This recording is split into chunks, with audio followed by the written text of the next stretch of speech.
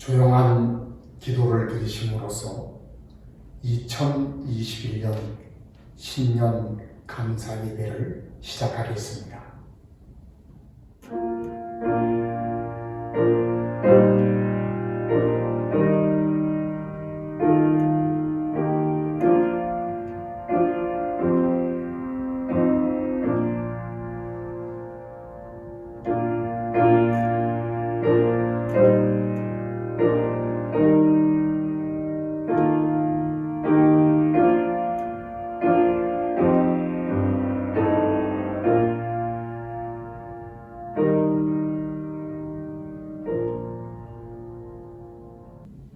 성령 9장 1절 2절을 부르시겠습니다.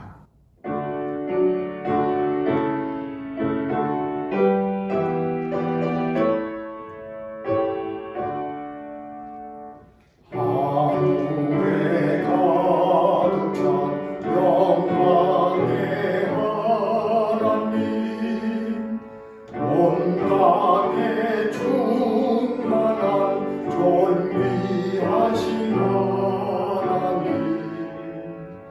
생명과 빛으로 지혜와 권능으로 언제나 우리를 지키시는 하나님,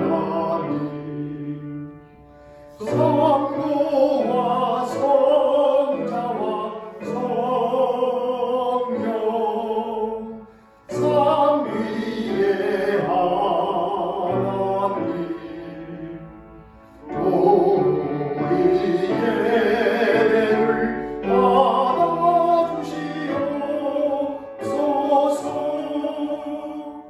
사랑이 넘치는 자비하신 하나님, 은혜가 풍성한 구원의 하나님, 장래의 심령에 평안을 주시옵고 죄악과 허물을 용서하여 주소서. 찬송과 영광과 생명 구원의 하나님, 우리 예배를 받아주시옵소서.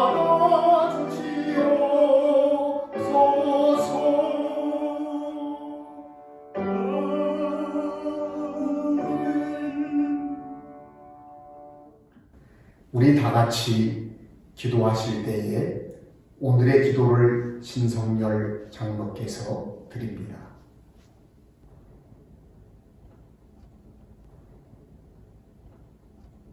온 세상 만물을 말씀으로 창조하시고 인간들의 생사화복을 주관하시는 사랑이 많으신 하나님 아버지, 이 한날을 구별하시고 은혜의 시간을 허락하셔서 각자의 처소에서나마 머리 숙여 예배케 하시는 주님의 은혜에 감사를 드립니다.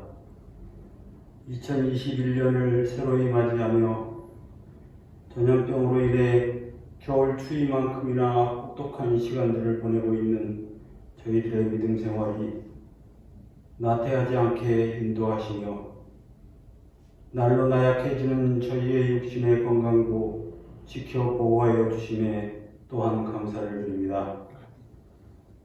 때때로 저희들의 삶이 육신의 유혹과 세상의 욕심에 빠지려 할 때마다 저희들의 몸과 마음을 주님께로 돌이킬 수 있도록 인도하심 또한 감사를 드립니다.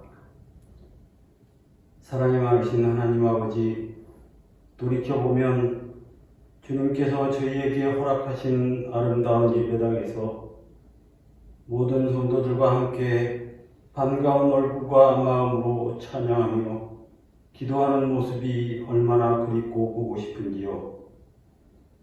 성도님들의 웃음소리와 어린 자녀들이 떠들며 즐거워하는 모습들과 찬양대의 찬송 소리가 식당 곳곳에서 담소를 나누며 즐거워하는 성도님들의 웃음소리가 어찌 그리 귀한 것이었음을 이전에는 미처 모르고 살아왔습니다. 삶의 터전에서 몸과 마음이 상하고 찢겨진 모습으로 주님 전에 무릎 꿇고 기도했던 시간들이 어찌 그리 귀하게 느껴지는지요. 그러나 우리가 살아가는 이 즈음의 시간들이 보고 싶은 사람들과의 만남조차 쉽지 않은 시간들을 보내고 있음에 나약하고 무기력한 우리들 인간의 모습에 저희의 육신과 마음을 위로받을 곳이 오로지 주님밖에 없음을 느끼며 살아가고 있습니다. 저희 인간들을 긍휼히 여기셔서 위로하여 주시고 전염병과 같은 세상의 만연한 어려움들과 각자에게 처한 어려움을 헤쳐나갈 힘을 더하여 주시기를 간절히 기원합니다. 사랑의 하나님 아버지, 다시 새로운 한 해를 시작하려 합니다. 각자가 가진 계획과 소망을 놓고 주님께 기도함으로 새롭게 시작하는 한 해의 모든 일들 가운데 주께서 함께하여 주시기를 간절히 소원합니다. 연로하신 교우들께는 건강으로 함께하셔서 남은 여생이 주님과 동행하며 외롭지 않게 살아가게 하시고 주님의 나라를 위해 중한 직분을 맡기신 모든 성도들께는 그들이 하는 모든 일들 중에 같이 하여 주셔서 주님의 나라를 지키며 확장하기에 부족함이 없도록 도와주시고 자라나는 어린아이들에게는 평생의 세월 동안 주님을 알고 살아가는 것이 얼마나 귀한 것임을 알게 하여 주셔서 교회에 속한 모든 이들이 교회를 지키며 세상을 향한 횃불의 역할을 충실히 할 수 있도록 은혜를 허락하여 주옵소서. 예배 중에 목사님을 통하여 주님의 말씀을 듣습니다. 주시는 말씀으로 인해 저희들이 세상 속에서 살아갈 길을 보이시고 힘을 허락하여 주옵소서.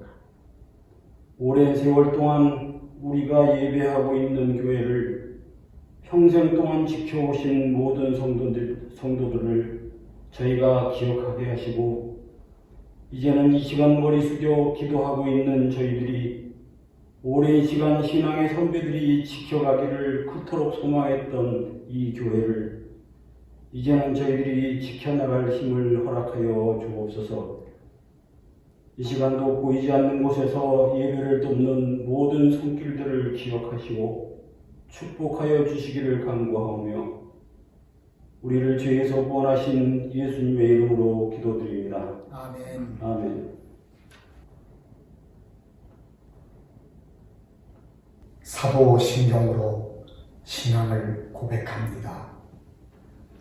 전능하사 천지를 만드신 하나님 아버지를 내가 믿사오며 그 외아들 우리 주 예수 그리스도를 믿사오니 이는 성령으로 잉태하사 동정녀 마리아에게 나시고 본디오 빌라도에게 고난을 받으사 십자가에 못 박혀 죽으시고 장사한 지 사흘 만에 죽은 자 가운데서 다시 살아나시며 하늘에 오르사 전능하신 하나님 우편에 앉아 계시다가 저리로서 산자와 죽은 자를 심판하러 오시리라.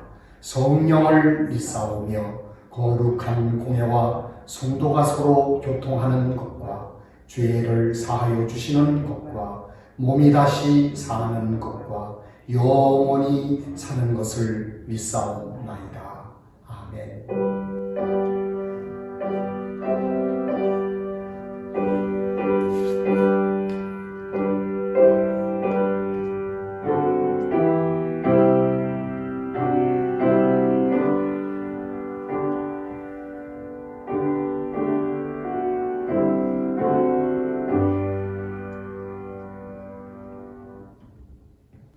하나님의 말씀은 빌립보서 3장 12절에서 14절 말씀입니다. 내가 이미 얻었다 함도 아니요 온전히 이루었다 함도 아니라 오직 내가 그리스도 예수께 잡힌 바 된 그것을 잡으려고 달려가노라. 형제들아, 나는 아직 내가 잡은 줄로 여기지 아니하고 오직 한 일, 즉 뒤에 있는 것은 잊어버리고 앞에 있는 것을 잡으려고 푯대를 향하여 그리스도 예수 안에서 하나님이 우리에게 부르신 부름의 상을 위하여 달려가노라. 얼마 전 종합편성 채널에서 길거리 인터뷰 내용이 방영되었습니다. 리포터가 행인들에게 질문했습니다. 요즘 어떻게 살고 계십니까? 그들의 대답은 예상한 대로였습니다. 어떤 이는 죽지 못해 살고 있다고 대답했고, 또 다른 이는 희망 없이 그럭저럭 살아가고 있다고 대답을 했습니다. 너나 할 것 없이 지쳐 있습니다. 현실적 어려움보다도 더 큰 문제는 패배의식에 사로잡혀 있다는 점입니다.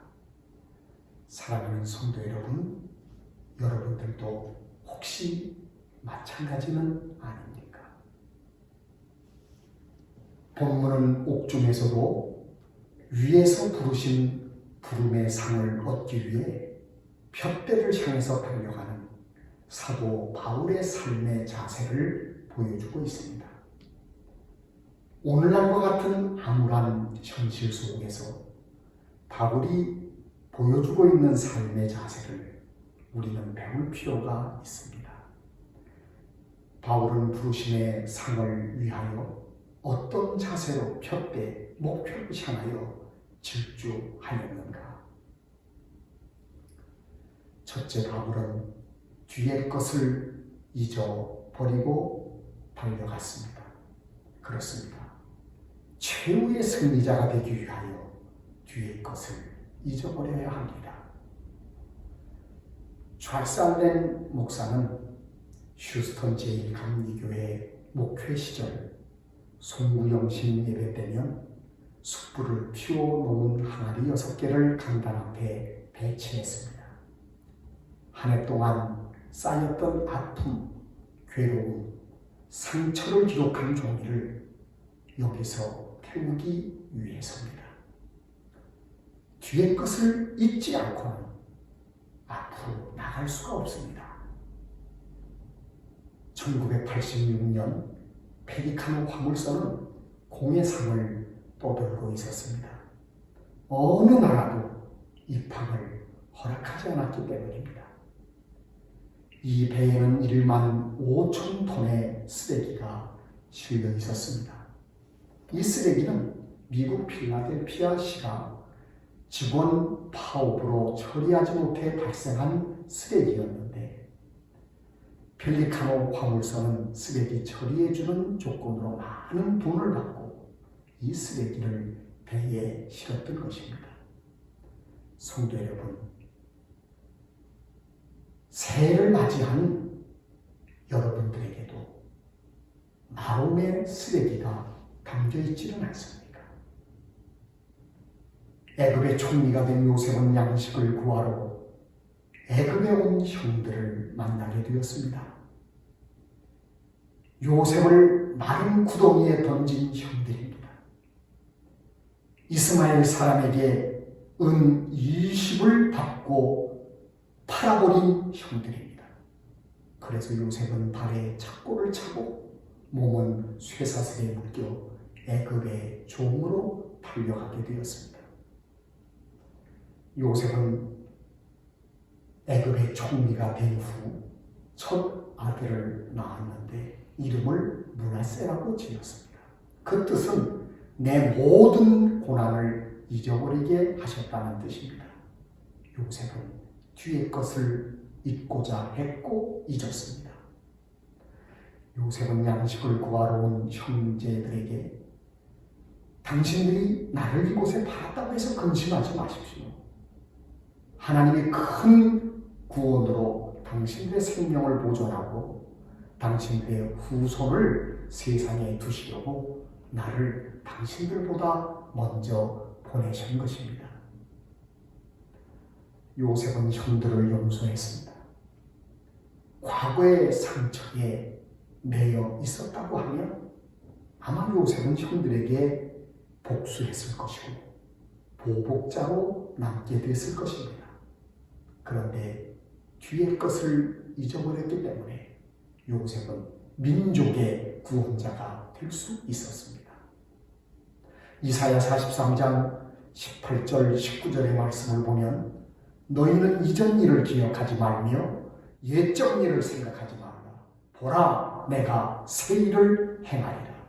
사랑하는 여러분, 실패 경험, 부끄러운 과거에 얽매이면 새 일을 이룰 수가 없습니다. 둘째로 바울은 푯대를, 목표를 바라보았습니다. 사람은 목표에서 눈을 떼지 않아야 최후의 승리자가 될 수 있습니다. 푯대란 로마 제국 시대 운동장 출입구 반대편에 세워진 1.5m 정도의 대리석 기둥입니다. 앞에 있는 것, 그리스도 예수께 잡힌 바 된 그것, 푯대. 이 규절들은 내용상 동의어입니다. 푯대는 목표의 상징적 표현입니다. 요시카 피셔는 나는 달린다는 그 책을 썼는데 그의 자서전입니다. 독일에서 출간 2주 만에 7만 부가 팔린 베스트셀러입니다. 피셔는 35살 때에 연방의회에 진출을 했습니다. 그는 신장이 181cm, 체중은 75kg의 아주 건장한 체격을 가진 사람입니다. 의정 활동하면서 받은 스트레스와 과식으로 인해서 체중이 112kg까지 늘어났습니다. 그는 75kg 목표를 세웠습니다. 내 몸도 조절하지 못하면서 내가 무슨 일을 할 수 있겠느냐. 피셔는 외무장관이 되고 부총리까지 지냈습니다. 그가 성공적인 정치인이 될 수 있었던 것은 항상 목표를 세우고 그 목표를 바라보았기 때문입니다. 목표는 잠재의식을 일깨웁니다.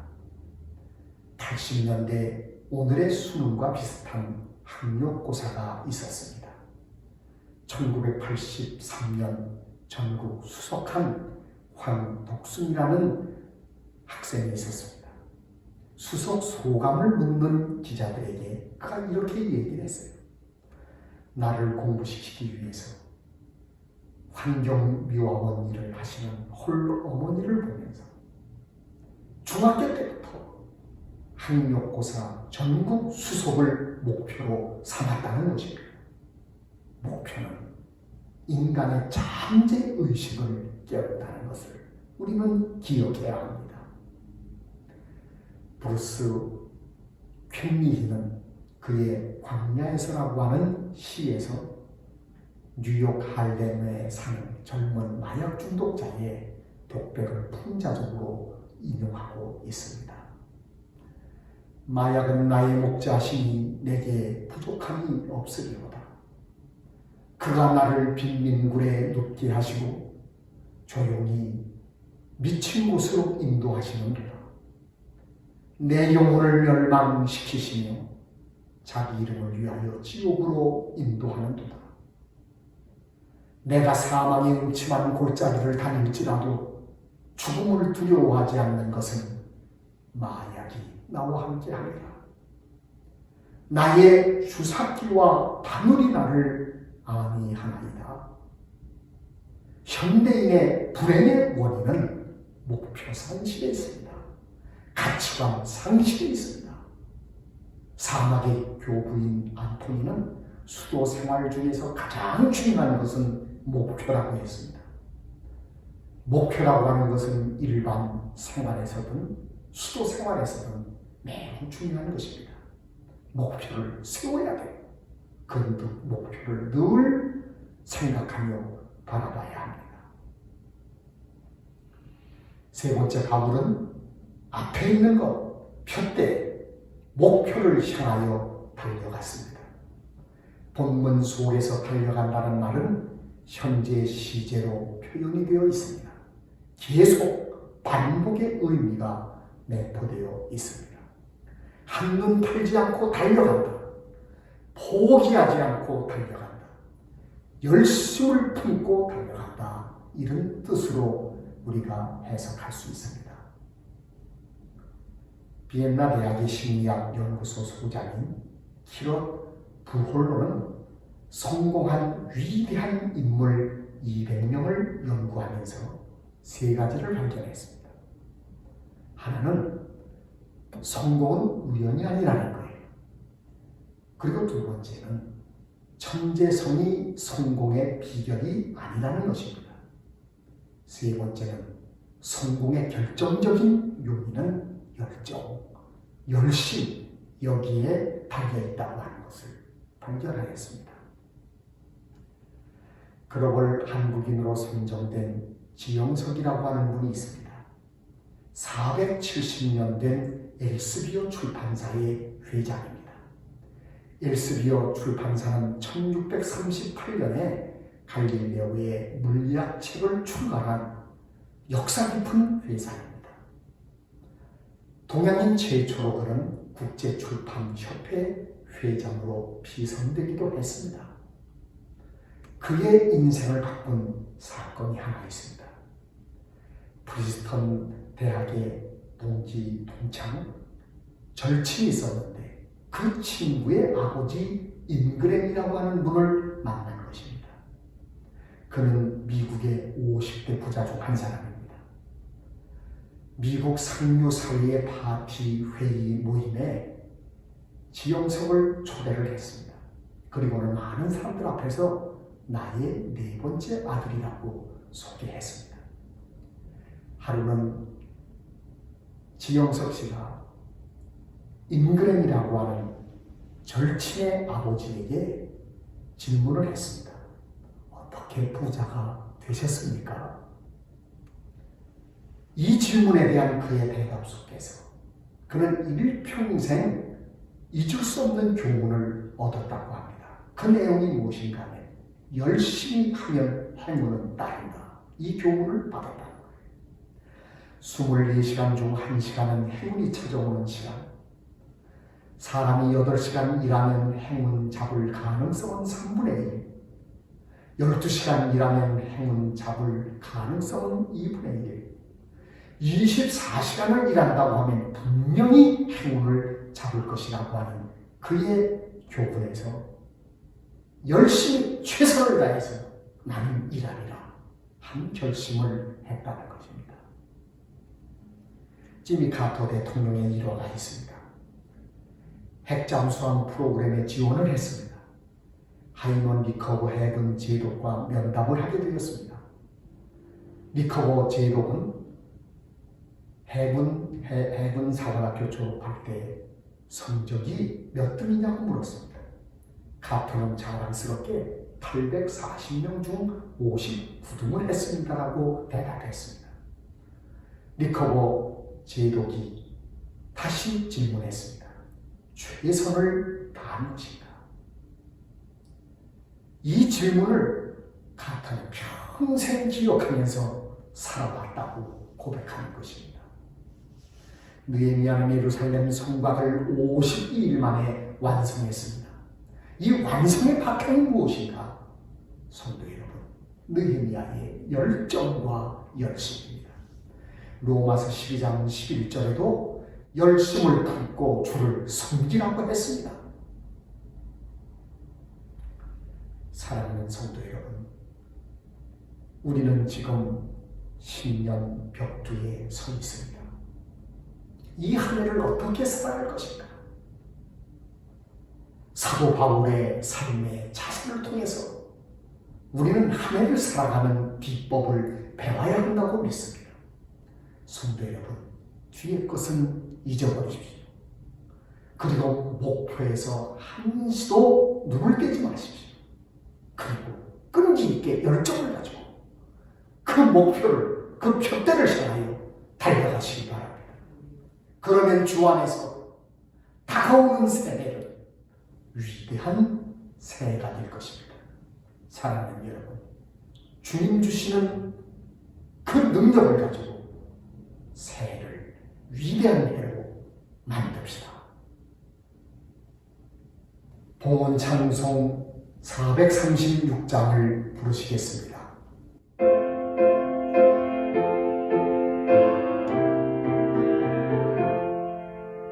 나 이제 주님의 새 생명 얻은 몸, 옛 것은 지나고 새 사람이로다. 그 생명 내 맘에 강같이 흐르고 그 사랑 내게서 해같이 빛난다. 영생을 누리며 주 안에 살리라. 오늘도 내일도 주 함께 살리라. 주 안에 감추인 새 생명 얻으니 이전에 줬던 것 이제는 다 없다. 하늘의 은혜와 영광을 맛보니 찬송과 기도로 주 함께 살리라. 영생을 누리며 주 안에 살리라. 오늘도 내일도 주 함께 살리라. 산천도 조목도 새 것이 되었고 죄인도 원수도 친구로 변한다. 새 생명 얻은 자 영생을 누리니 주님을 모심만 새 하루리로다. 영생을 누리며 주 안에 살리라. 오늘도 내일도 주 함께 살리라. 주 따라가는 길 험하고 멀어도 찬송을 부르며 뒤따라가리라. 나 주를 모시고 영원히 살리라. 날마다 섬기며 주 함께 살리라. 영생을 누리며 주 함께 살리라. 오늘도 내일도 주 함께 살리라. 봉헌 기도를 드립니다. 만복의 근원이 되시는 하나님 아버지, 2021년 신년 예배를 드리면서 하나님 앞에 귀한 예물을 드리게 하시니 감사합니다.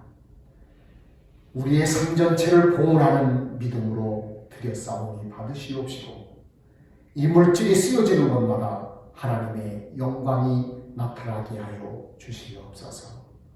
정성껏 봉헌하는 손길들마다 하나님께서 복을 주시어 날마다 소득이 더하게 하시고 불행한 지출이 없는 삶을 살 수 있도록 보호하여 주시옵소서.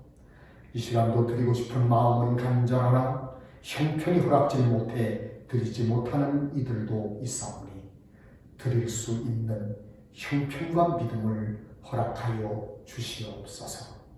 우리 모두 물질에 선한 청지기로 이 땅에서 충성을 다하다 주님 부르시는 그날에 한 분도 예외 없이 멸류관 성도가 되게 하여 주시옵소서. 우리 주 예수 그리스도의 이름으로 축복하며 기도하옵나이다. 아멘.